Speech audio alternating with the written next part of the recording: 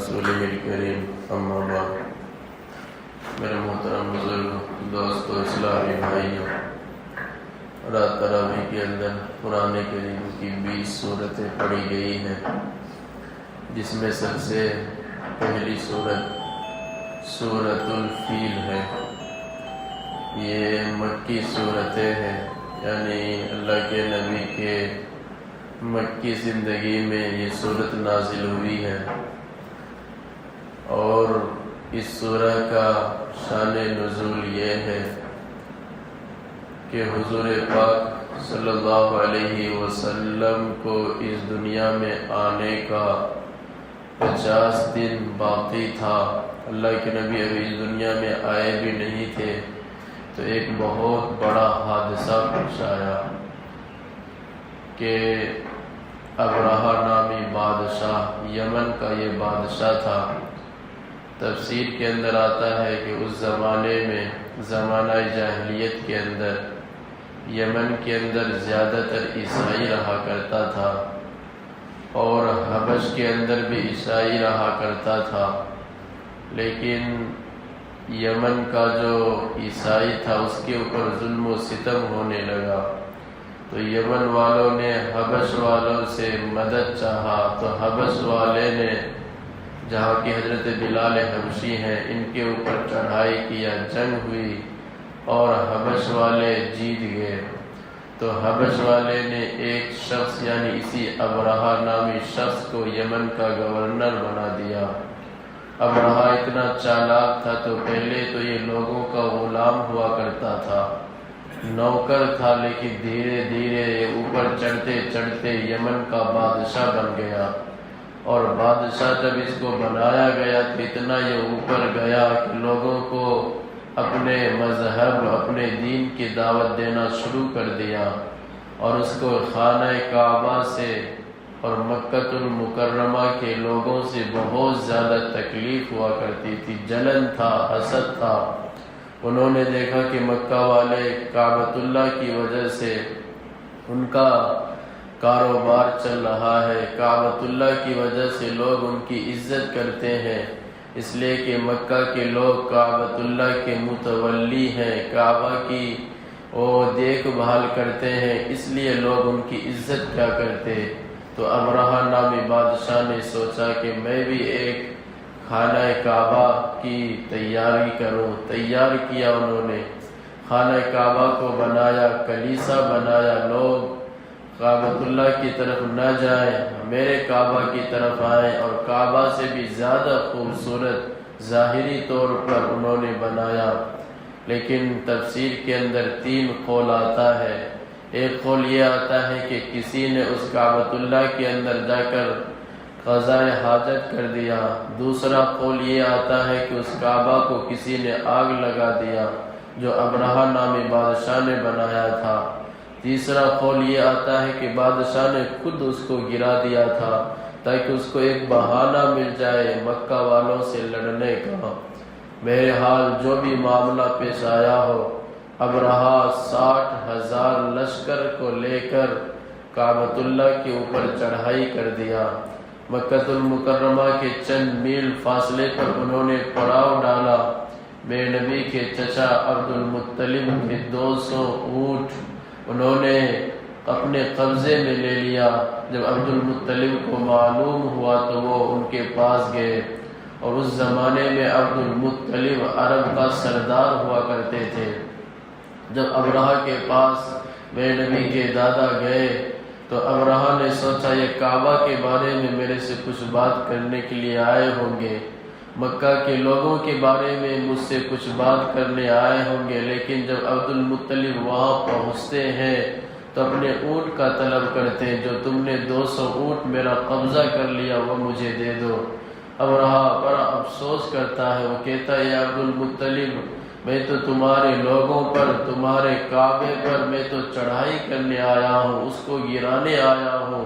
لیکن تم سردار ہو کر صرف 200 اونٹ مانگنے آئے ہو۔ تو میرے بھائیوں، عبد المطلب بڑا خوبصورت جواب دیتے ہیں، بڑا پیار بھرے انداز میں جواب دیتے کہ عبد المطلب کہتے ہیں میرے بھائی، میں اس اونٹ کا مالک تھا، یہ میرا اونٹ ہے، اس لیے میں نے یہ تم سے مانگا ہے۔ کعبۃ اللہ کا ذمہ دار، کعبہ کا مالک کوئی اور ہے، وہ خود اس کی حفاظت کر لے گا، مجھے اس کے لیے تم سے مدد مانگنے کی ضرورت نہیں ہے۔ یہ کہہ کر اپنے 200 اونٹ عبد المطلب لے کر مکہ آئے اور مکہ کے لوگوں میں اعلان کرا دیا، اے لوگوں آ جاؤ کعبۃ اللہ کے پاس، اللہ سے دعا کرتے ہیں۔ کتابوں کے اندر آتا ہے اس زمانے میں کعبہ کے اندر 360 بت رکھے ہوئے تھے۔ عبد المطلب اس دن کعبہ کے دروازے کو پکڑ کر دعا کرتے ہیں، رو کر گڑ گڑا کر۔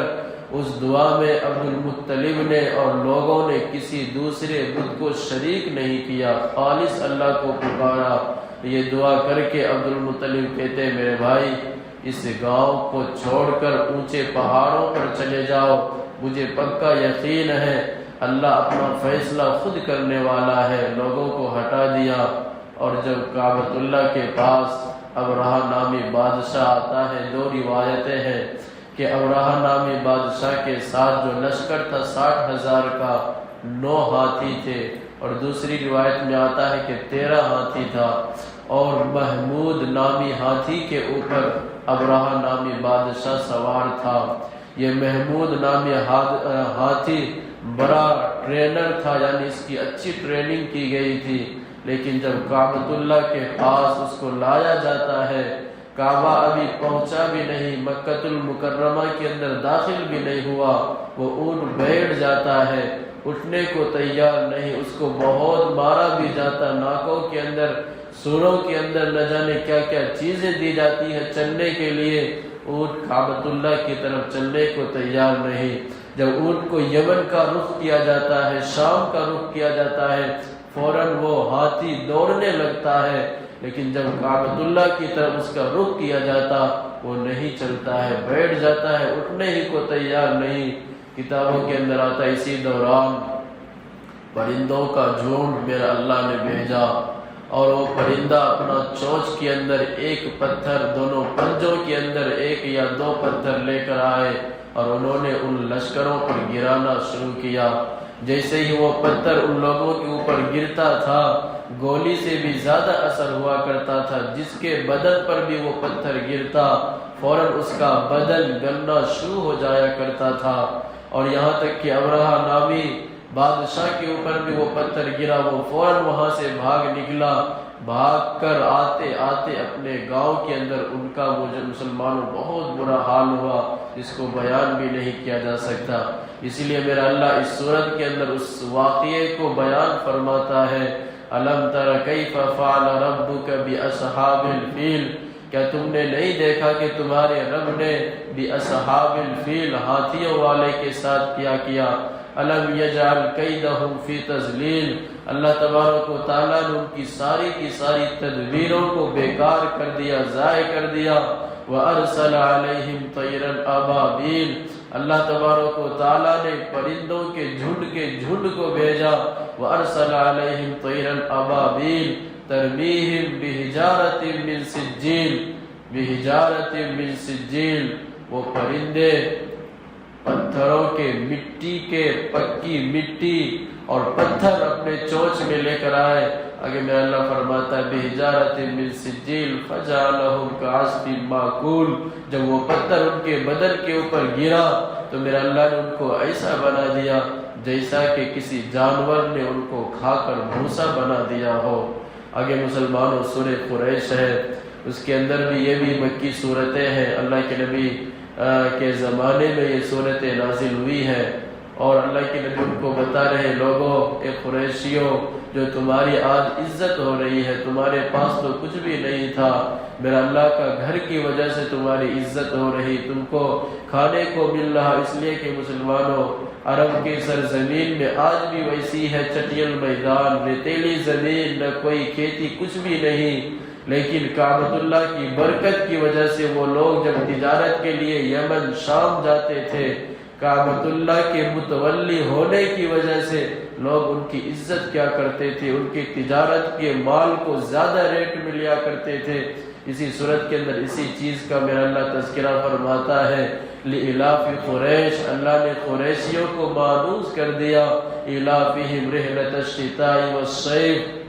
فلیعبدوا رب هذا البیت، فلیعبدوا رب هذا البیت، میرا گھر کا یعنی کعبۃ اللہ کے میرا اللہ تذکرہ کرتا ہے، فلیعبدوا رب هذا البیت الذی اطعمهم من جوع، اسی وجہ سے تمہیں اطعمهم کھانے کو میرا اللہ نے دیا، اطعمهم من جوع وآمنهم من خوف، لیکن پھر بھی تم اللہ سے ڈرتے نہیں، اللہ سے خوف نہیں کھاتے۔ اے لوگوں سدھر جاؤ، تمہاری یہ حالت تو اس سے بھی برا اگر ہو جائے گا اگر تم نے اللہ کو نہیں مانا، تمہارا تو کھانے کے لیے کچھ ہوتا بھی نہیں تھا، اس لیے کہ کعبہ کی سرزمین آج بھی غیر ذی زرع ہے، لیکن یہ تو میرے نبی کی دعائیں ہیں۔ اللہ کے نبی نے دعائیں کی تھی، یا اللہ مکہ اور مدینے والے کو کبھی بھی بھوک مری کا شکار نہ بنانا، اس لیے آج ہر چیز ہر زمانے میں میرے نبی کی دعا کی برکت سے آپ کو وہاں مل جائیں گی۔ جو ہمارے ملک میں پیدا ہوتا ہے ہر زمانے میں ہم اس کو نہیں کھا سکتے،